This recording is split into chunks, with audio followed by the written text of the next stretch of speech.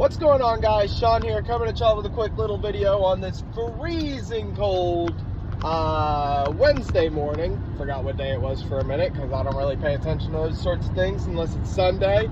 But anyway, just want to go over some things with you guys. Want to go over, a little bit about the 49ers and the Eagles. I want to go a little over the Bills and Eagles. I want to go a little over the Chiefs and Eagles. Kind of a summary, whatever you want to call it, of the last couple games. Give you my thoughts on where the team is, where they stand, and my thoughts towards the future. So you guys know the deal by now. If you've been here for a while, please like, please comment down below. Tell me what you guys think. Tell me what you're feeling right now. Who's up, who's down in your eyes. Tell me if I'm right or wrong about anything that you hear here today, or that you're hearing today from me.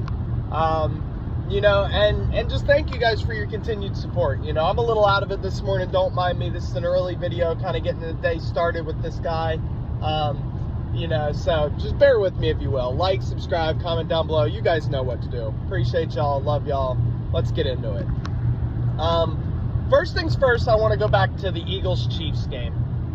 I know I might have covered on that a little bit, but just kind of thoughts, a little bit after the game now, some time has passed, what I'm still thinking. Our defense in the first half, didn't give up a ton, but we weren't great. Situationally didn't feel great. Third down didn't feel great. But then in the second half, we just completely locked it down, which is what you want to see. So let me dig into this a little bit. All right. So, everybody wants to talk about the Eagles corners, and about them, giving up plays here and there, even though Slay has been locked down for at least 5 weeks now. And Bradbury has had maybe one game where he was noticeably bad, maybe two, but he's also stepped his game up over the past couple weeks. The way we match up with wide receivers, let me put it this way, the way our defense matches up with teams, when there are superstar wide receivers that play on the outside, you don't notice. Stephon Diggs was held under 100 yards, 1 touchdown, and that touchdown was an unbelievable grab in between 3 guys. So, you got to look and watch the games to really understand what's happening on the field. A lot of people just look at the numbers and say the Eagles corners aren't that good. They see where our passing ranks are this year. Oh, yeah. No, Eagles aren't good against the pass because they have the number 1 or 2 defense, run defense. It's pretty easy to give up more pass yards per game when teams are running the ball on you and gaining a yard. All right? It's the same thing we dealt with years ago. I don't know how many of y'all remember when Vinnie Curry, Fletch, BG, Cedric Thornton, Connor Barwin, those days where our D-line was like the best run-stopping D-line in the NFL. It felt like every year. Now, that was partially because of Kerry Williams, Bradley Fletcher, all those fucking terrible corners and safeties that we had there for a little while. But it was also because those guys were really good against run. Mainly Vinnie Curry, Fletcher Cox, Brandon Graham, all amazing run defenders. It's just easy to think that the Eagles' pass defense is worse than it's been. You look at KC, and, nobody really had the big game. No one receiver really came out and just put it together against us and put a hurting on us. No, it was Patrick Mahomes being Patrick Mahomes, and he throws the ball, so you're going to give up pass yards. Move forward a week, go to the Bills. Gabe Davis has 105 yards or whatever it was and a touchdown, but it didn't kill us. It didn't, it wasn't the end-all, be-all. Stephon Diggs had 77 yards, touchdown that I said was unbelievable, but for the most part, he was not a game changer. Kincaid, Dawson Knox, tight ends, all these weapons that they got on the Bills, we really spread the pain out. I seen a stat on Twitter the other day, X, whatever you want to call it, that was pretty much shitting all over who's the new safety we just got? Kevin Byard. Pretty much said that he gave up everything he was targeted on. Now, that could be true. That could be people who don't know the coverages.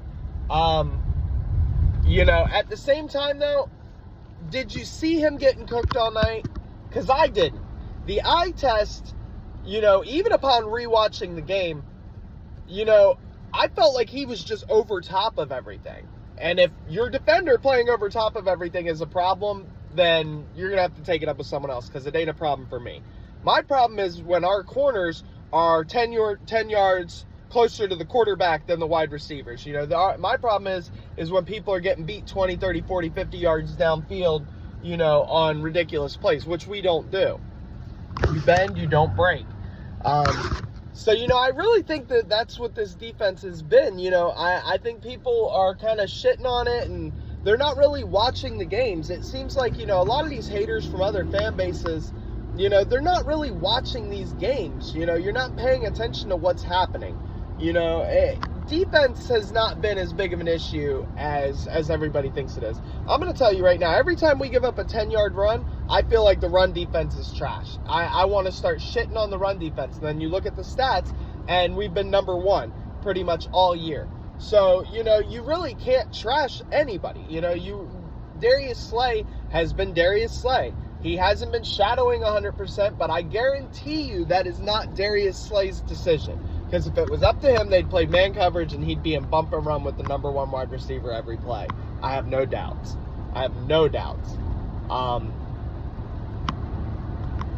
This week with the Bills, I think our defense got off to a slow start. I think that it was really, really good play calling, really good ball distribution. I think Josh Allen was seeing the field well. Pressure wasn't quite getting home early on. And then something about that second half just snapped it wide open. And I think the second half of this game was a lot like the Chiefs game. Now, obviously, we gave up, more points in this game. The Chiefs game, we gave up 0. But, our offense wasn't stalling. Our offense carried the weight that the defense had carried the week before. I guess the point I'm trying to make is that, you can't judge this team based on 1 week. It's, one lucky win, or, the refs called this and they won, or the ball just bounced their way today. Guys, it's 10 wins.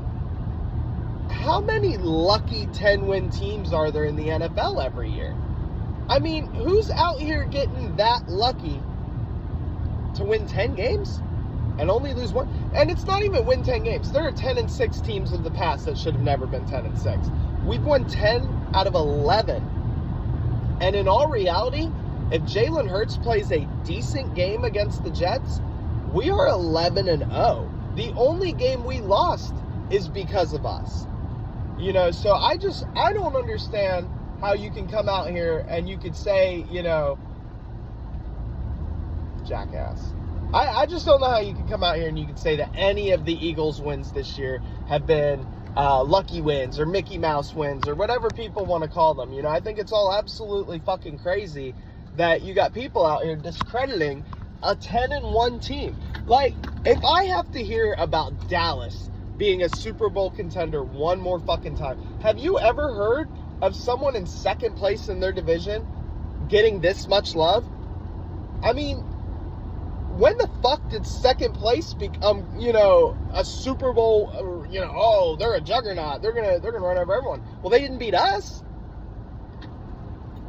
Did they? No. They didn't beat us. So explain to me how they're supposed to win a Super Bowl if they can't even trump a team in their conference, a team in their division. I don't understand. Now I will say Dallas's offense is nice. Dallas's defense is nice. And I think it's Micah Parsons and their D-back coach, if I'm being totally honest. I think Dan Quinn is good, not great. He's pretty overrated, actually, at this point. I think their D-backs coach is the guy. He is the guy. Like, I would take him over Desai next year just because we need young corners to develop, and that's all he's done. Every corner that man touches turns to gold. So, and then Parsons is Parsons, you know. I think D-Law's washed. I think most of their D tackles are all right, you know. But you ain't talking Pro Bowl about none of them, you know. Who's their linebacker? Leighton Vander, Iowa White? I don't, you know, he ain't even there no more. You know, he's hurt. Like, so really, you know, it's been their D-backs that have kept them in the games, and it's been Micah Parsons, and I think that's why their defense has been good, you know. And offensively, yeah, they're nice. They're all right. But, again, did you beat us? No. And it wasn't lucky. It wasn't no fucking, you know, stop it. You know? And then they talk about, well, you know, Dallas in our house, blah, blah, blah, blah, blah. Well, we going to be the number 1 seed. So why are you even talking about being in your house? We got 1 game this year in your house. We could lose that game, beat you again in the playoffs in our house, and whoop that ass again. So that whole in our house, that's just, for me, that's just a cheap, easy way for fans to try and cover up the fact that their team ain't as good as they think it is. Obviously, with this week coming up, you know, another big challenge ahead. Obviously, the Eagles aren't done. Jalen Hurts looking like an MVP. Swift is looking like the running back that a lot of people thought he could be, you know, and I'm not even going to take credit there. I still kind of believe that the O-line creates good and great backs for us. But Swift has definitely shown me something this year. You know, he's a nice piece I wouldn't mind having back. A.J. Brown has been, like, triple covered so much. People are like, what happened to A.J. Brown?